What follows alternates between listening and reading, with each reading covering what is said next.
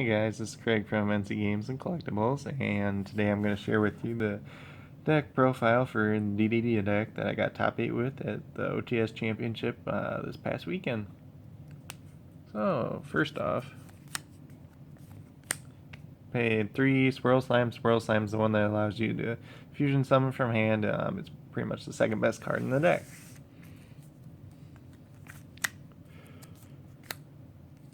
Then we play 3 Necro Slime. Necro Slime allows you to fusion summon from the graveyard, so it's kind of your Blackwing value of the deck. It works very well with your Necro Slime as well. Then we play 2 DD Berfomet. Berfomet's the one that allows you to change levels of a DD monster. However, this card was not very good for me this weekend. I did side it out most of the time. It is like a searchable out if you want to get over like a Jowgen though.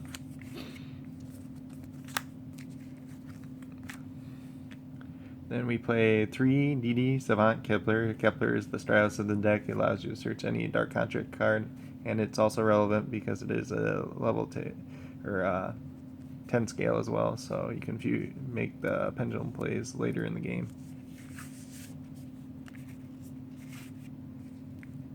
Then we played 3 Savant Thomas. Savant Thomas is one of the best cards in the deck. It allows you to set up your main combos, especially if you're going first, and allows you to access your rank 8 plays a lot easier as well.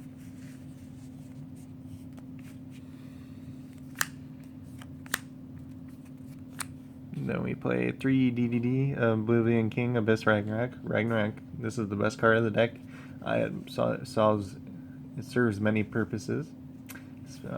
Whether you're summoning more monsters off of a pendulum scale or banishing cards. Then I decided to play 1 Leonidas because sometimes you can brick and you can search it out and it will be live. Otherwise, you can use it as a scale to pop for Thomas as well. I decided to play 1 Vanity's Fiend.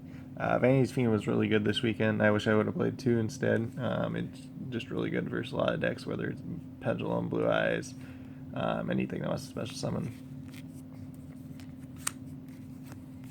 Then I decided to main deck 2 Gamma Seal, pretty much just for problem cards, Herald, Spirit Dragon, anything like that.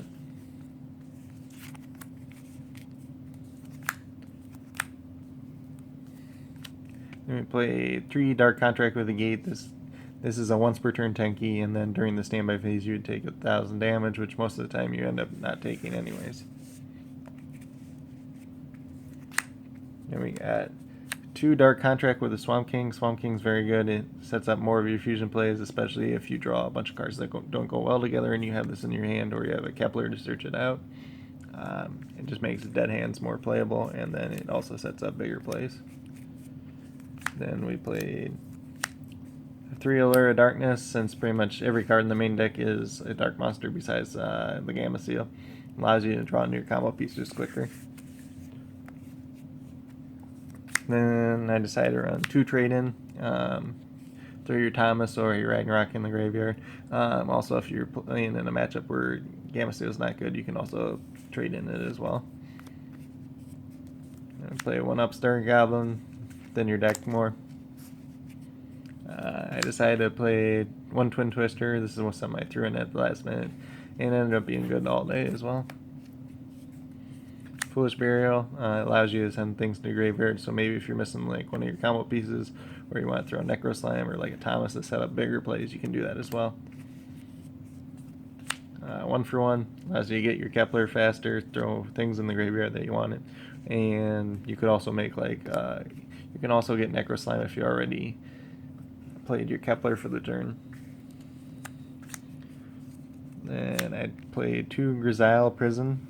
This card pretty much, if you have a fusion monster on board, it makes it so your opponent can't sync or exceed summon, and then if they had one on the field, their monster's effects would be negated as well. So it shuts down a lot of decks, mainly like Burning Abyss though. I played 1 Solemn Warning. In my mind, this is the second best draft card out there. You gotta play it. Play a Dark Contract with the Witch. It makes all your fiends 1,000 bigger than your opponent's turn, and then it's Regeki Break on either player's turn. And then one Vanity's Emptiness. This is probably the best trap card in the format. Pretty much every time I flip this over, all day I won the game. Then next we'll do the extra deck. So I play one Ghost Trick Dualahan. This is pretty much to get your Kepler off the board, or say like you have the Kepler in the 1-for-1, and then you can get the Necro Slime. Detach this for the Necro Slime, then the Necro Slime's live, and then you can also cut a monster's attack in half. One DD Wave King Caesar. I only summoned this once the whole tournament, and it actually ended up being a bad choice anyways. But he's kind of cool because he can bring back your monsters if they would die. One Marksman King Tail. This is purely situational card. Pretty much if you have the Caesar out and you have Ragnarok and Scale, you play it over top. Or if you want to send something to the graveyard. Play one Big Eye. Big Eye's really good. It outs different cards. I only played it once all tournament, but when I did, it won me the game. Red Eyes Flare Metal Dragon. It's good. It burns for the last bit of damage when you need it. I didn't actually play it all day. Next one was Alsay. Alsay is very good. It works well with the deck because you can guess a card. So maybe you guess you want like Ragnarok, and you don't get Ragnarok, and you send something else to the graveyard, and it's up to your plays as well. And it also outs problem cards. I didn't play it at all today. Number 38. Number 38 is usually pretty big in your first turn combo with your Thomas, and then you get that out. If you get this and Vanity's Fiend out versus Blue Eyes, there's not much they can do. One Kali Yuga. Kali Yuga, it's a Cold Wave and a Heavy Storm together. However, I didn't play it all day. If I could have got it out versus Metal Flow, was probably the first game I probably would have won.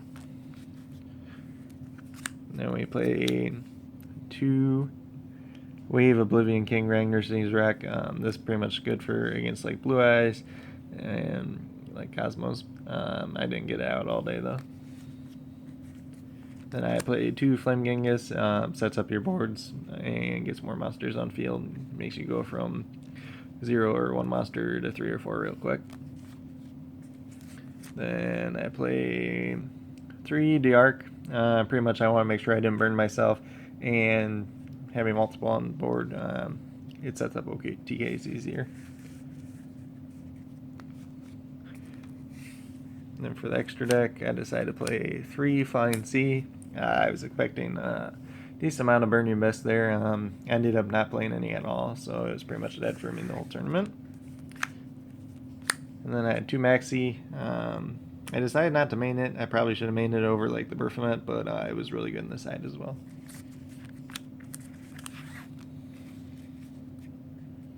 I played the second Vanity's Fiend in the side.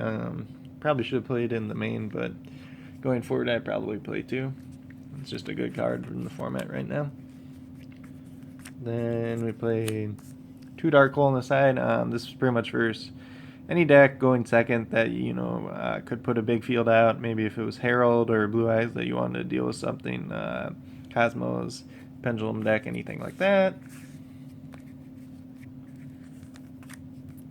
I decided the second and third Twin Twister in case I play against any back row heavy decks. Most of the time I didn't side those in at all though. I'm going to play 2 System Down just pretty much for Cosmo or a gadget deck or anything weird like that.